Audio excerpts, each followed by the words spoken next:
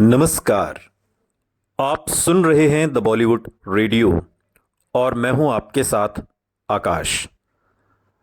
दोस्तों, आज के इस पॉडकास्ट में एक किस्सा है उस रोज का जिस दिन राजेश खन्ना ने डिंपल कपाड़िया से शादी की।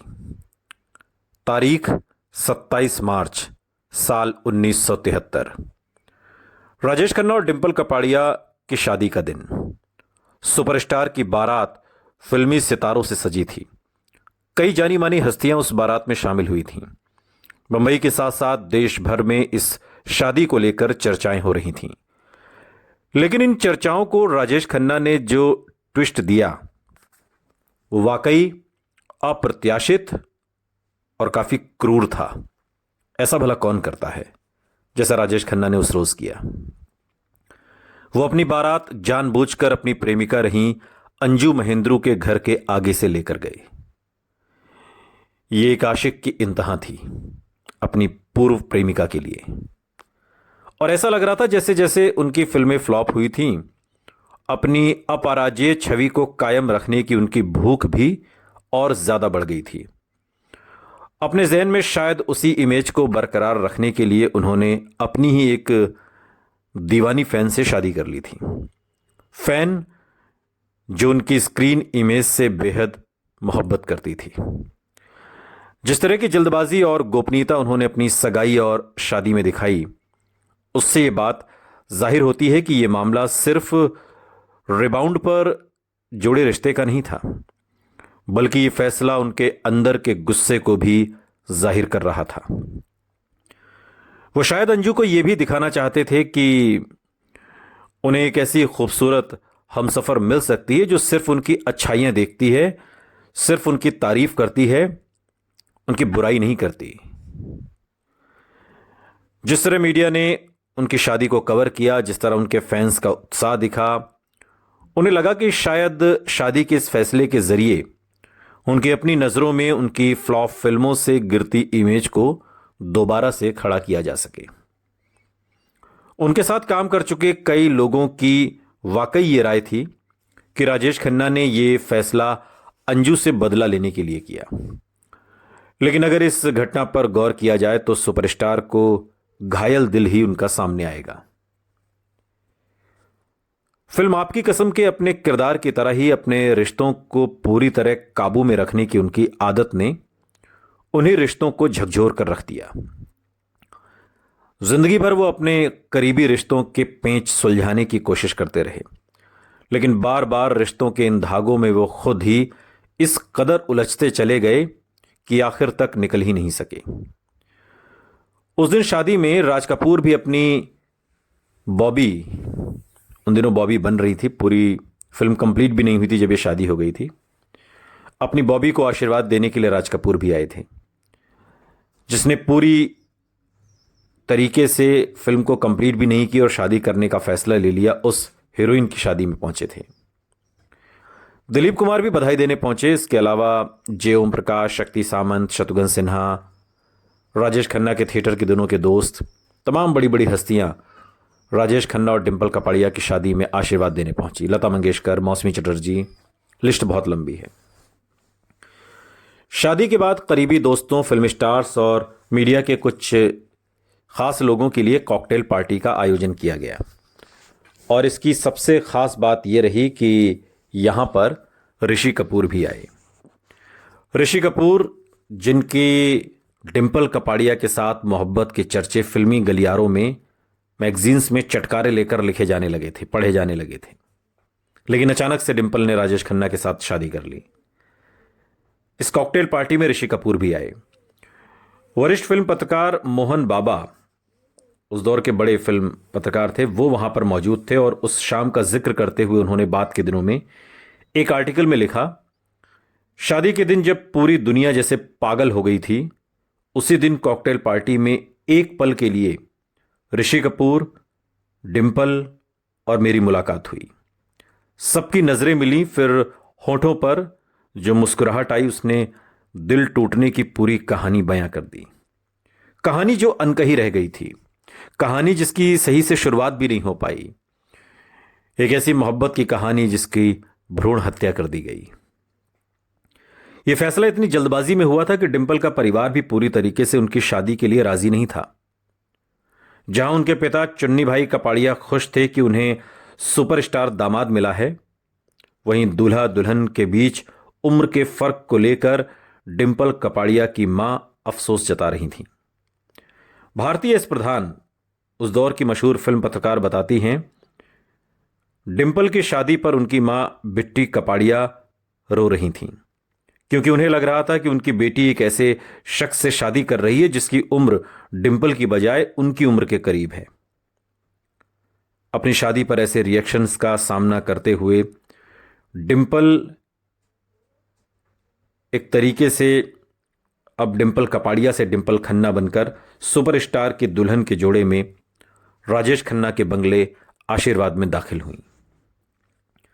शादी के कुछ समय के बाद फिल्म पत्रकार उमा राव ने राजेश खन्ना और अंजू महेंद्रू का इंटरव्यू किया। ये दोनों इंटरव्यू उनके लेख what really happened between Rajesh and Anju में छपा, और इसमें शादी के बाद राजेश खन्ना के चेहरे की चमक के बारे में भी लिखा था और अंजू महेंद्रू के मजबूती से आगे बढ़ने के बारे में भी।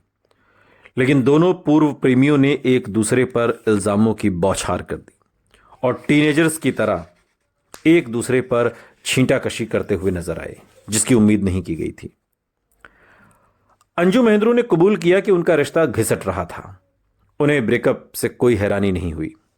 वहीं राजेश खन्ना ने माना कि डिंपल से शादी करने का फैसला उन्होंने रातों रात किया था, और इस बात पर अंजू का कहना था कि राजेश खन्ना को कम से कम उन्हें यह बात बताने की शालीनता दिखानी चाहिए थी कि वो किसी दूसरी लड़की से शादी करना चाहते हैं। 7 साल पुराने रिश्ते को खत्म किए बिना यूं आगे बढ़ जाना सही नहीं था। लेकिन सिर्फ अंजू ही नहीं थी जो नाराज हो रही थी या जिन्हें छोड़कर राजेश खन्ना आगे बढ़ गए थे। जहां उनकी शादी ने अंजू के साथ उनके रिश्ते पर ब्रेक लगाया, वहीं शादी के बाद स्टारडस्ट को दिए इस इंटरव्यू ने उनके और एक और रिश्ते में खटास डाल दी, और ये रिश्ता था देवयानी चौबल के साथ, उस दौर की मशहूर फिल्म पत्रकार Devyani Chaubal. The best of Stardust collection में दोबारा छपी एक स्टोरी में लिखा था, एक समय था जब अंजू, डिंपल या भगवान से भी ज्यादा खौफ राजेश खन्ना की पसंदीदा कॉलमिस्ट और राजदार से था। उसी के निर्देश के मुताबिक राजेश खन्ना सबसे इंटरव्यू के लिए मना कर देते थे और सारे स्कूप उसके लिए बचा कर रखते थे। देवयानी के मुताबिक वो पहली शख्स थी जिन्हें राजेश खन्ना की शादी के फैसले के बारे में पता चला था। बीबीसी की डॉक्यूमेंट्री द बॉम्बे सुपरस्टार में रिपोर्ट जैक पिजी से बात करते हुए देवयानी चौबल बताती हैं कि सुबह के 3 बजे नशे में धुत राजेश खन्ना ने उन्हें बताया कि उन्होंने डिंपल को प्रपोज कर दिया है।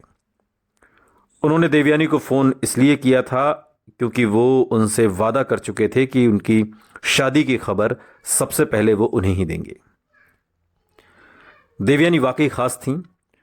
उन्होंने शादी के दिन राजेश खन्ना के सिर पर साफा बांधने की रस्म भी निभाई।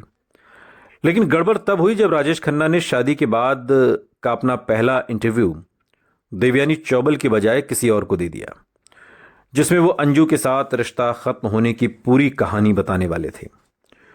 और इस इंटरव्यू को देवयानी चौबल को न देने की वजह बताते हुए देवयानी पर किताब लिख रही फिल्म पत्रकार सुपर्णा शर्मा कहती हैं कि राजेश खन्ना को शादी में शामिल होने के बाद उसी रात देवयानी चौबल अंजू से मिलने गई थीं।